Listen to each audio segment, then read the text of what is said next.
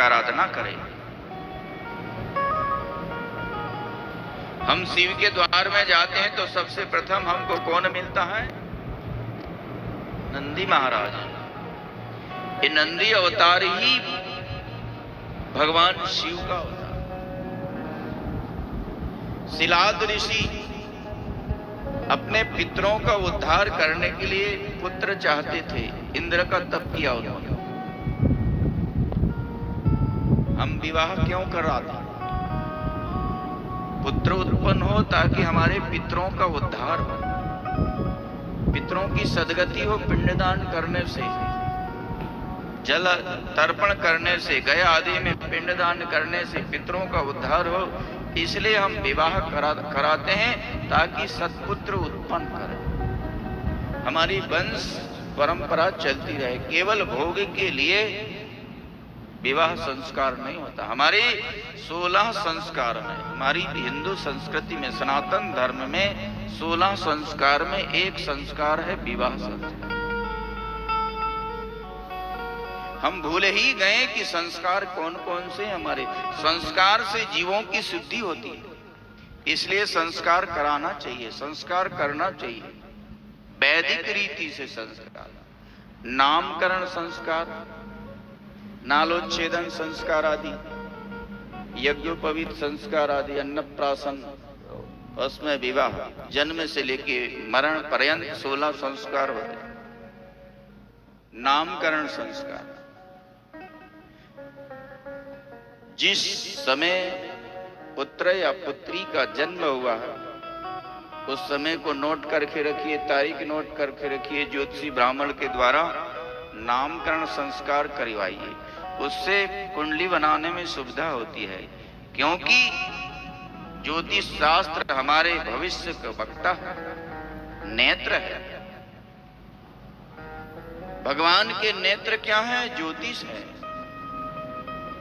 भूत, वर्तमान, भविष्य तीनों कालों का ज्ञान हम कुंडली के माध्यम से कर सकते हैं। आने वाली घटना को हम उसमें पढ़ सकते हैं, देख सकते हैं, समझ सकते हैं।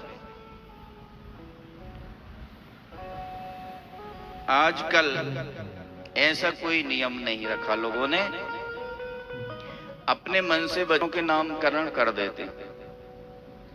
बुधवार को जन्मा तो बुद्धू बुद्धू कहने लगे, गुरुवार को जन्मा तो गुरु गुरु कहने लगे, गुरुवा गुरुवा कहने। कुछ नहीं तो रिंकू रिंकू, कुछ नहीं तो टिंकू टिंकू, पिंकू पिंकू कहने। इन नामों का कोई अर्थ नहीं होता। बच्ची हुई तो पिंकी पिंकी कहने लगे, उसका अर्थ क्या होगा? कोई अर्थ नहीं। जब तक वह बच्ची रहेगी उसको पिंकी पिंकी करके बुलाएंगे तो अच्छा लगेगा, और जब वो 85-85 वर्ष की दादी हो जाएगी, बूढ़ी हो जाएगी, उसको कोई कहेगा पिंकी, कितना खराब लगेगा। जब बच्चा छोटा है उसको टिंकू टिंकू कर बुलाओ तो अच्छा लगेगा, और जब बूढ़ा हो जाएगा उसको कोई कहे कि टिंकू, तो ऐसा नाम रखो जो सभी उम्र में अच्छा लगे सुनकर। एक माताजी महाराज जी के पास गई। माताजी ने व्यवहारिकता में पूछा कि माताजी तुम्हारे कितने बच्चे हैं? बोले 3 बच्चे हैं। क्या क्या नाम है? बोले एक का गंजन, एक का भंजन। महात्मा ने कहा तब तीसरे का होगा डावर लाल दंत मंजन। ऐसा नाम नहीं होता।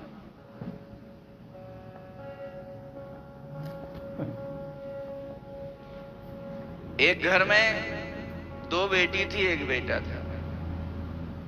तो 2 बेटी के नाम थे, एक का नाम था टूटी, दूसरे का फटी, और बच्चे का नाम था पंचर। तो लड़की देखने के लिए लोग आए, तो पिताजी ने टूटी से कहा टूटी खाट ले आओ। लोगों ने कहा टूटी खाट में बिठाएगा हमको? फिर कहा फटी चटाई ले आओ। फटी चटाई में बिठाएगा हमको। नाराज होके जाने लगे। नाराज होके जाने लगे तो बालक से कहा कि पंचर साइकिल ले आओ। लोगों ने सोचा कि पंचर साइकिल में हमको बिठा करके ले जाए। कुछ ऐसा नाम हो जो भगवान के नाम से नाम, जैसे अजामिल के बालक का नाम नारायण था और नारायण नाम से ही उसका कल्याण हो गया, उद्धार हो गया। ऐसे ही हम अपने बच्चों के नाम रखें भगवान के नाम से ना, गोविंद, नारायण, राम, कृष्ण, जिसको हम संबोधित करें तो भगवान का नाम आए उसके साथ। शिलाद ऋषि पितृ उद्धार करने के लिए, पुत्र प्राप्ति के लिए इंद्र का उन्होंने तपस्या किया। इंद्र प्रसन्न हुए और इंद्र ने वरदान मांगने के लिए कहा। शिलाद ऋषि ने कहा कि अयोनिज पुत्र दीजिए मुझे। इंद्र ने कहा कि मैं अयोनिज पुत्र नहीं दे सकता, अजर अमर पुत्र तो शिव ही दे सकते हैं, क्योंकि मैं स्वयं अजर अमर नहीं। कोई व्यक्ति बंधन में बंधा हो और उससे आप कहो कि दूसरे का बंधन खोलो, संभव है? वह कहेगा कि मैं स्वयं बंधा हूं, दूसरे को बंधन मुक्त कैसे करूंगा? तो दूसरे का बंधन वही मुक्त कर सकता है जो स्वयं बंधन मुक्त, जो स्वयं बंधन। इंद्र स्वयं अजर अमर नहीं है, उन्होंने मना कर दिया। अजर अमर अयोनिज पुत्र मैं नहीं दे सकता, मैं तो योनिज पुत्र दे सकता हूं। ऐसा पुत्र तो तुमको शिव ही दे सकते, क्यों? भगवान शिव अजर अमर। शिलाद ऋषि तप करने लगे, ऐसी तपस्या की उनके शरीर को, मांस को दीमक ने खा गया, अस्थिगत प्राण रह गए। सतयुग में हड्डी में भी प्राण रह जाते थे, पर कलयुग में अस्थि में प्राण नहीं रह सकते, अन्न में ही प्राण। यदि व्यक्ति खाना पीना छोड़ दे, अन्न छोड़ दे, तो उसके प्राण निकल जाए। सतयुग आदि में तपस्या करते थे, मांस नष्ट हो जाता था, दीमक खा जाते थे, तो उनके प्राण अस्थि में ही रह जाते।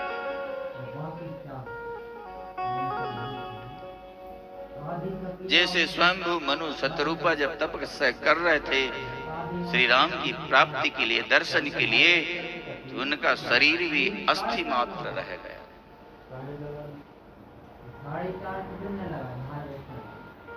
अस्थि मात्र होई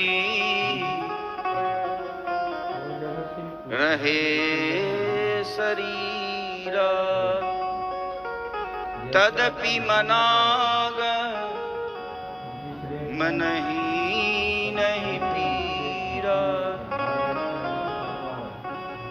अस्थि मात्र होई रहे शरीरा, अस्थि मात्र होई रहे शरीरा, तदपि मनाग मन ही नहीं पीरा।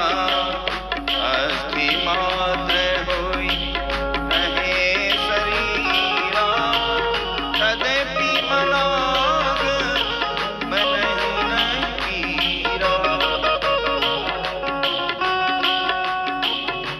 प्रभु सर्वज्ञ दास निज जानी, गति अनन्यता बस नृप ज्ञानी। प्रभु सर्वज्ञ दास निज जानी, गति अनन्यता बस नृप ज्ञानी। अस्थि मात्र हुई रहे शरीरा, तदपि मनाग मन ही नहीं पीरा।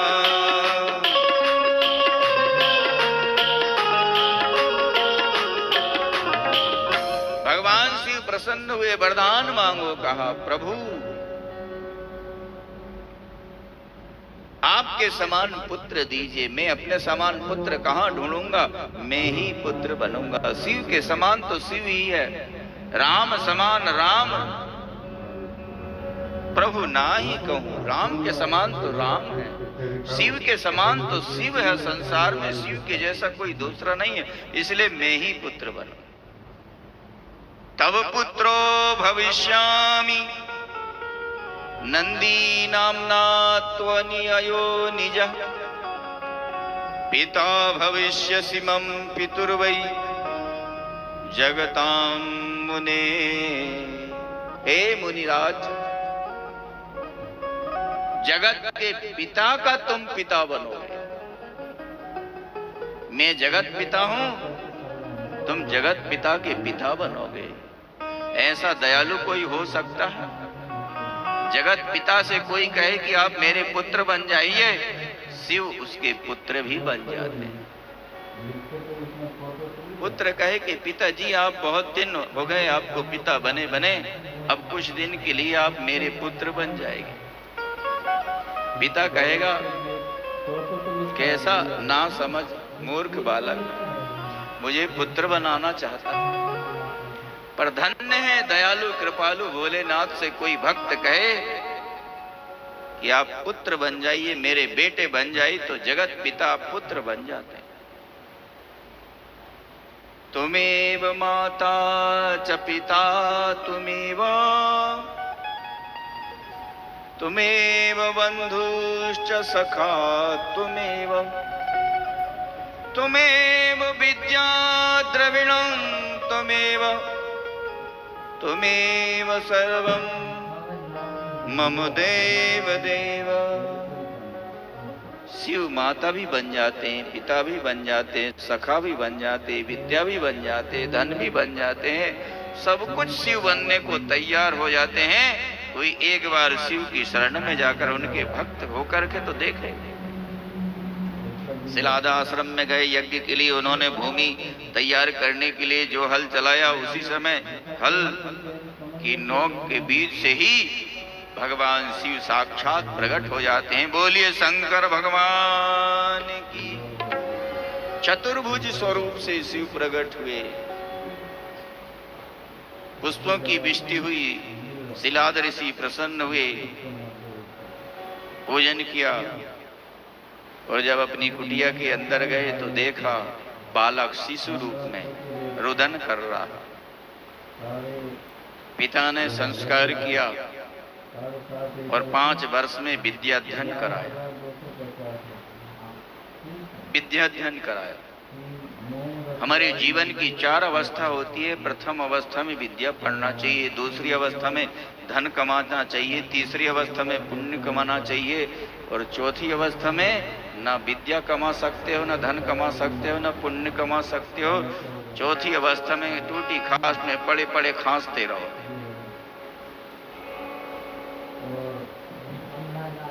प्रथमेनार्जिता विद्या, द्वितीयेनार्जितं धनम, तृतीयेनार्जितं पुण्यम, चतुर्थे किम करिष्यति।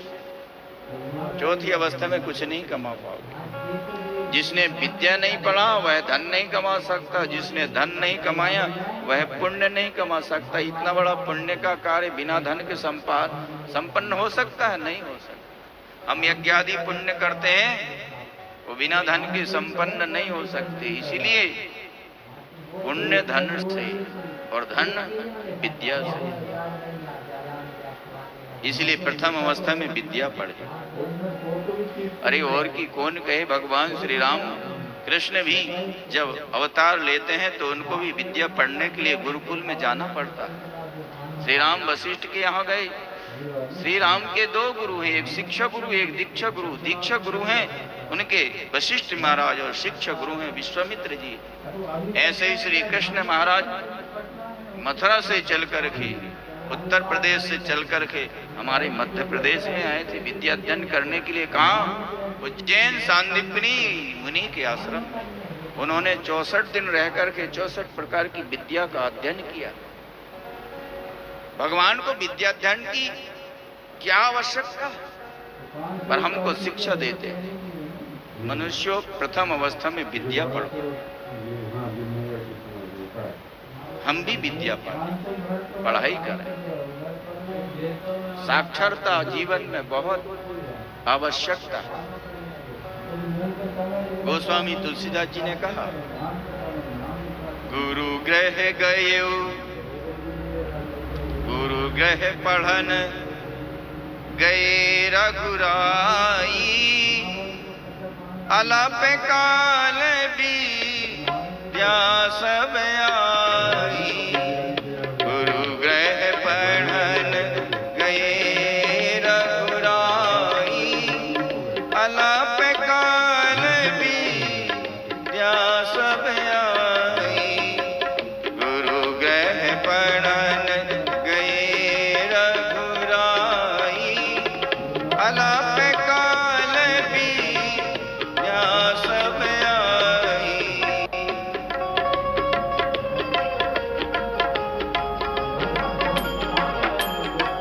जाकी सहज श्वास श्रुतिचारी, जाकी सहज श्वास श्रुतिचारी, सो हरि पण अचरज भारी, सो हरि पण अचरज भारी। जिसकी श्वास प्रति श्वास वेद है, वह ईश्वर पढ़ता हमको शिक्षा देने के लिए 7 वर्ष की उम्र में नंदी के पास नंदी नामकरण किया। मित्र वरुण ऋषि आए और बालक से कहा कि तुम्हारी अल्प आयु में 1 वर्ष के पश्चात तुम्हारी मृत्यु हो जाएगी। माता पिता रोने लगे। नंदी ने समझाया पिता को, चिंता मत करो, मैं महामृत्युंजय का अनुष्ठान करके मृत्यु को भी टाल दूंगा। नंदी तप करने के लिए काशी पहुंच गए। भगवान शिव की तपस्या करने लगे। नंदी की तपस्या से भगवान शिव प्रसन्न हुए और प्रकट हो गए। भगवान शिव ने गले से लगा लिया, अपने गले की माला, रुद्राक्ष की माला नंदी के गले में पहना दी। शिव तुल्य हो गए नंदी, शिव तुल्य। विवाह हो चुका था नंदी का। नंदी की पत्नी का नाम सुयसा। सुयसा भी नंदी के साथ तप कर रही थी। उसी समय वरदान मांगने के लिए कहा नंदी से, प्रभु आपके चरणों की भक्ति दीजिए मुझे, और कुछ नहीं चाहिए। मेरे ऊपर तो मित्र वरुण ऋषि ने बहुत कृपा की, जो ये बताया कि तुम्हारी अल्प आयु है। कम से कम उनके बताने से मैं आपके तप करने के लिए आ गया। इसका मतलब यही है, प्रतिकूल परिस्थिति को भी हम अनुकूल परिस्थिति समझें। हमारे जीवन में दुख आ जाए तो समझिए सुख आने के लिए दुख आया है। यदि दुख नहीं आएगा तो सुख का तो नंबर ही नहीं लगेगा। इसीलिए प्रतिकूल परिस्थिति क्यों आती है? अनुकूल परिस्थिति आने के लिए प्रतिकूल परिस्थिति आती है। सुख और दुख एक ही सिक्के के 2 पहलू। आज सुख है तो कल दुख आएगा, कल दुख आएगा तो सुख भी आएगा, क्योंकि जिंदगी हमारी सुख दुख भोगने के लिए ही होती है। सुयसा से भगवान शिव ने कहा, सुयसा तुम वरदान मांगो, तुम वरदान मांगो।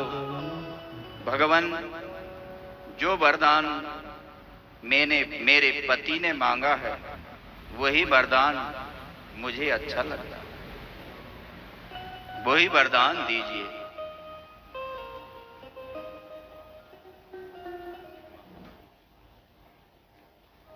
हे महादेव, मेरे पति ने जो वरदान मांगा है वही वरदान मुझे प्रिय है।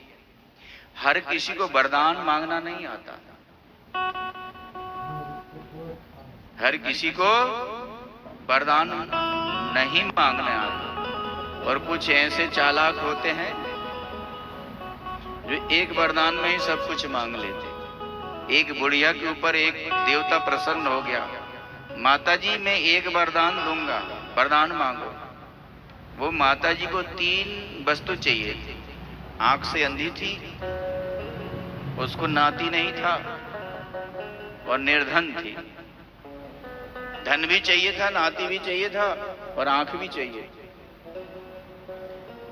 और देवता ने कहा एक ही वरदान दूंगा।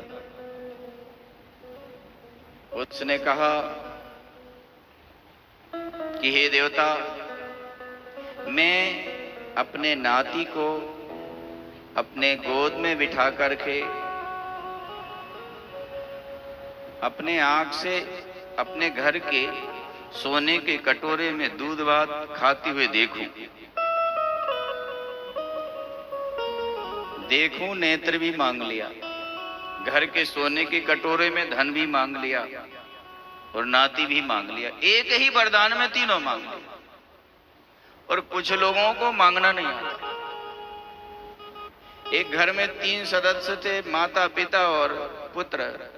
देवता प्रकट हुआ, बोले एक एक वरदान दूंगा तीनों को, मांगो। पहले कौन मांगे, पहले कौन मांगे? पत्नी से ही कहा तुम्हें ही मांगो।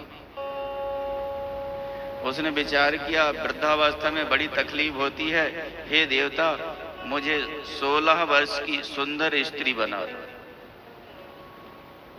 बुढ़िया से सुंदर बन गई वह 16 वर्षीय। पति से कहा वरदान मांगो। पति को गुस्सा आई, देखो वृद्धावस्था में इसने मेरा साथ छोड़ दिया। उसको गुस्सा आई, उसने कहा मेरी पत्नी को कुतिया बना दो। बेटा से कहा वरदान मांग। बेटा अपनी मां की दुर्गति देखकर बड़ा दुखित था। बेटा ने कहा मेरी मां को जैसी थी वैसी बना। 3 वरदान मिले, जहां के तहां रहे, वो कुछ नहीं मिल पाए। यही होता है। कुछ लोग बहुत चालाक होते हैं और कुछ लोग सब कुछ पाने पर भी कुछ नहीं पा सकते। महादेव शंकर तो सबसे निराले हैं, जगत से निराले हैं और उनके समान भोले भाले और दूसरे कोई नहीं। महादेव शंकर है जग से निराले, बड़े सीधे साधे बड़े भोले भाले। महादेव शंकर है जग से निराले, बड़े सीधे साधे बड़े भोले भाले। महादेव शंकर है जग से निराले, बड़े सीधे साधे बड़े भोले भाले। मेरे मन के मंदिर में रह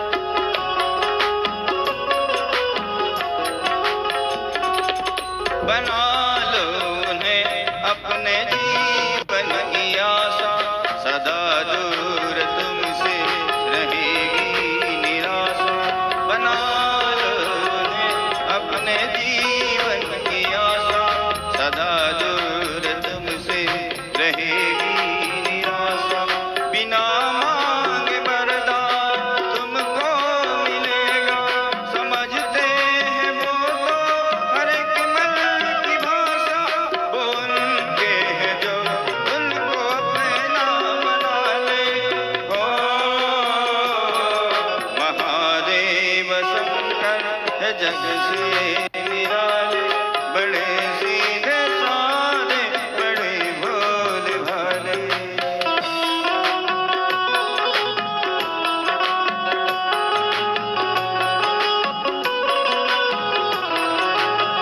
ताली बजाइए।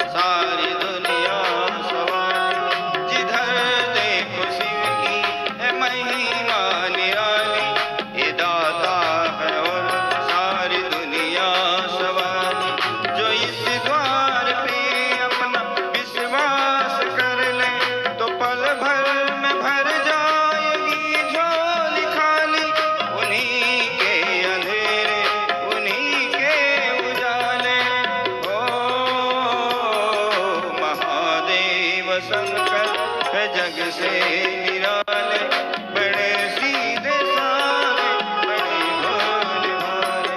मेरे मन के मंदिर में रहते हैं शिव जी, ये मेरे नयन हैं उन्हीं के शिवालय। महादेव शंकर जग से निराले, बड़े सीधे साधे, बड़े भोले भाले। बड़े सीधे साधे, बड़े भोले भाले, बड़े सीधे साधे, बड़े भोले भाले।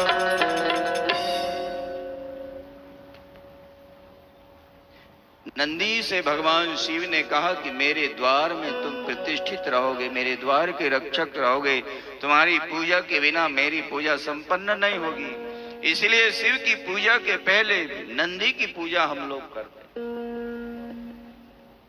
जो भी कामना हो नंदी के कान में कहो, वो कामना आपकी पूर्ण शीघ्र पूर्ण हो, सिद्ध होती है। नंदी के कान में कोई राम नाम सुनाए तो प्रसन्न होते हैं। ये भैरव अवतार भी भगवान शिव का अवतार है।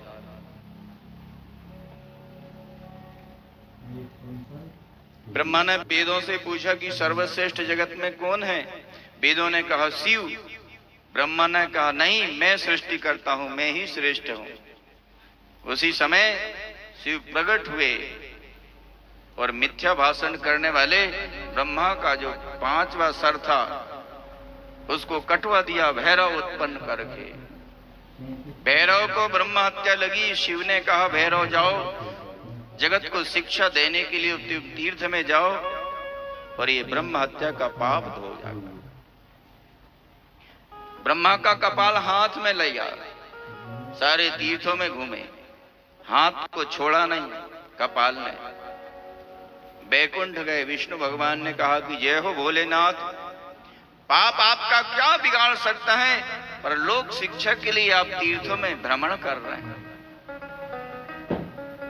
जब भैरव काशी गए, काशी में जाकर वह काशी में जाते ही वह हाथ से ब्रह्मा का कपाल गिर गया। उसको ही कपाल मोचन तीर्थ कहते हैं। इसका मतलब क्या?